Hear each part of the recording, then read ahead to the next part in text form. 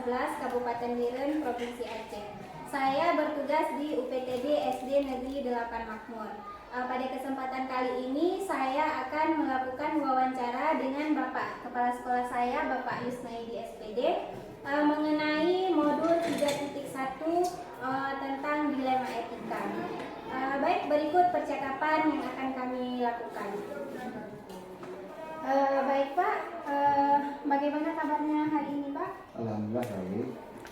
Saya ingin mewawancarai Bapak mengenai dilema etika. Apakah Bapak ada waktu? Ada. Baik, untuk pertanyaan yang pertama, selama ini bagaimana Bapak dapat mengidentifikasi kasus-kasus yang merupakan dilema etika atau bujukan moral?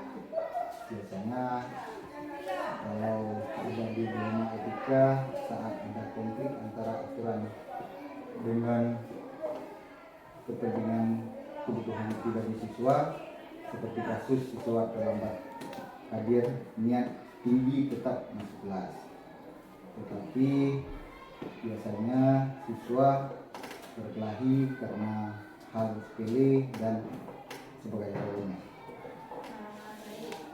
Jadi dengan permasalahan yang tadi Bapak sebutkan, bagaimana Bapak menjalankan pengambilan keputusan di sekolah kita, terutama untuk kasus-kasus di mana ada dua kepentingan yang sama-sama benar dan sama-sama mendukung nilai kebajikan. Biasanya mengajak beberapa orang dari tim pimpinan dan pengelolaan sekolah untuk berdiskusi. Kami membuat pertimbangan semua sisi dari masalah dan dampaknya sebelum memutuskan kesimpulan. Baik, untuk langkah-langkah atau prosedur seperti apa yang biasanya Bapak lakukan selama ini? Mengumpulkan semua informasi, mengidentifikasi nilai-nilai yang bertentangan, pertimbangan dampak keputusan untuk semua orang, diskusi dengan tim, dan ambil keputusan berdasarkan menganalisis hal masalah tersebut. Jadi untuk langkah-langkah yang dilakukan dalam menyelesaikan permasalahan tersebut, terlebih dahulu kita mengumpulkan informasi dulu Pak ya, kemudian baru kita analisis masalah tersebut. Baik.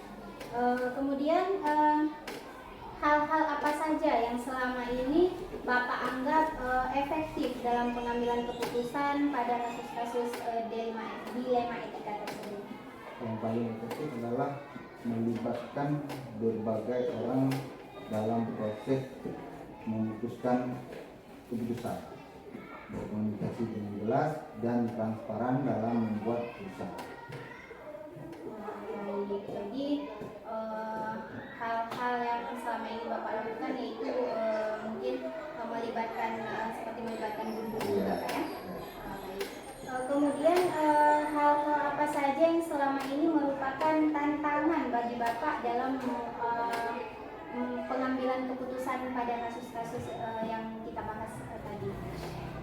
Tantangannya termasuk konflik kepentingan antara pihak-pihak yang terlibat, tekanan dari luar, dan ketidakpastian dan memilih keputusan yang tepat. Kadang-kadang sulit untuk membuat keputusan yang diterima oleh semua pihak. Iya, memang terkadang setiap keputusan yang kita ambil itu memang tidak semua orang bisa menerimanya dengan baik. Ya. Baik, kemudian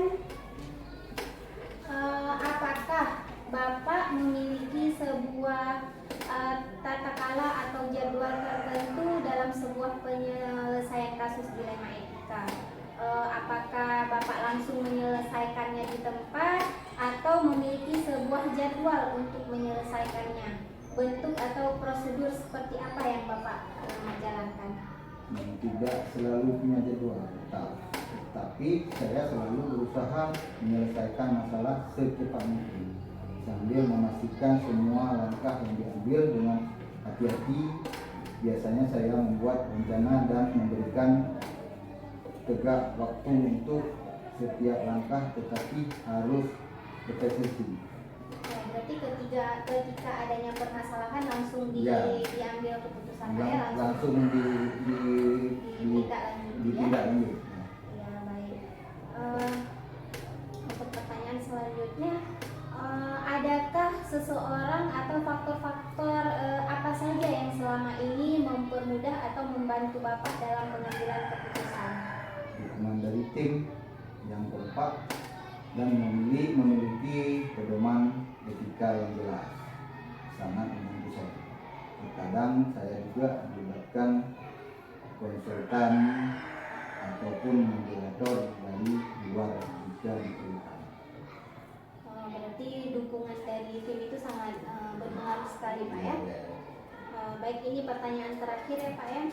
Dari semua hal yang telah disampaikan, pembelajaran apa yang dapat Bapak petik dari pengalaman Bapak mengambil keputusan?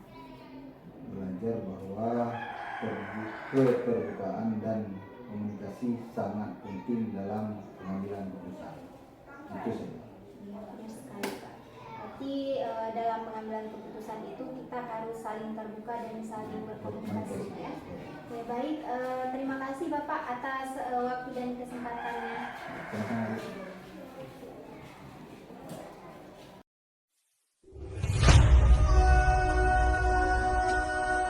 Assalamualaikum warahmatullahi wabarakatuh.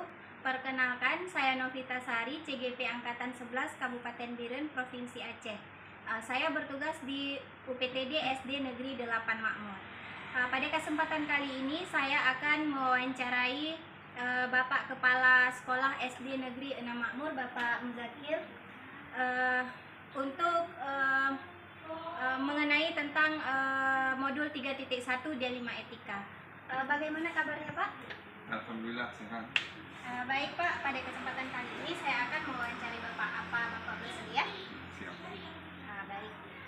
Untuk pertanyaan yang pertama, jadi selama ini bagaimana Bapak dapat mengidentifikasi kasus-kasus yang merupakan dilema etika, Pak?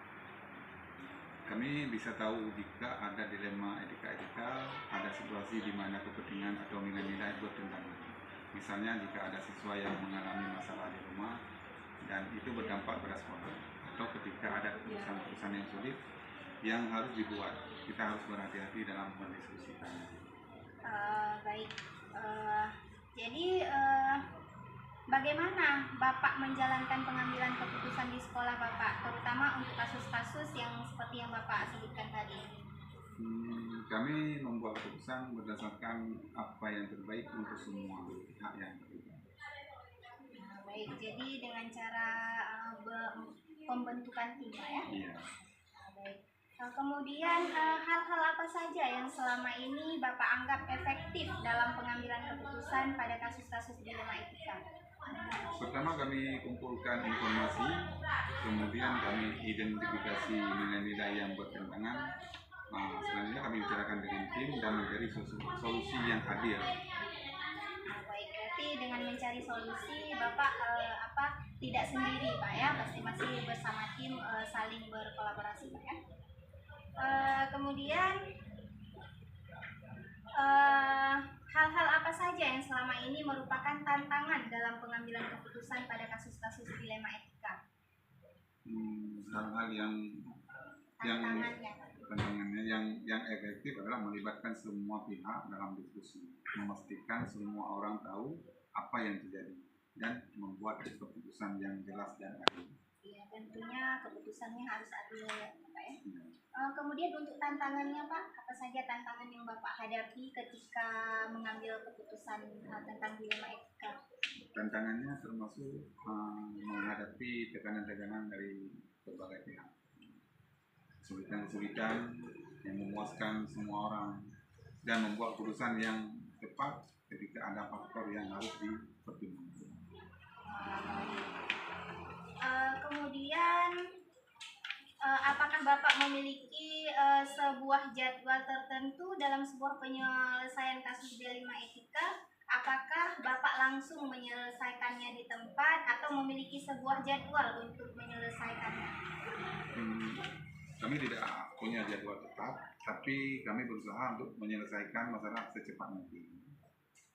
Berarti ketika adanya masalah tentang dilema etika langsung diselesaikan ya. Baik, adakah seseorang atau faktor-faktor apa yang selama ini mempermudah atau membantu Bapak dalam pengambilan keputusan dalam kasus-kasus dilema etika?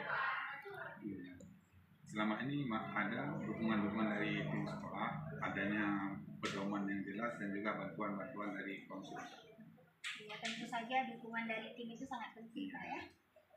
Ini pertanyaan yang terakhir ya Pak ya. Dari semua hal yang telah Bapak sampaikan, pembelajaran apa yang dapat Bapak petik dari pengalaman Bapak ketika mengambil keputusan dilema etika? Saya belajar pentingnya komunikasi yang terbuka dan mendengar semua pendapat.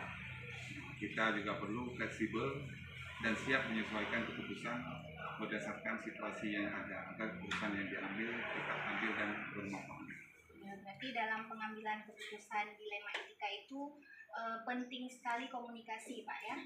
Baik, terima kasih Bapak atas waktunya. Sama-sama.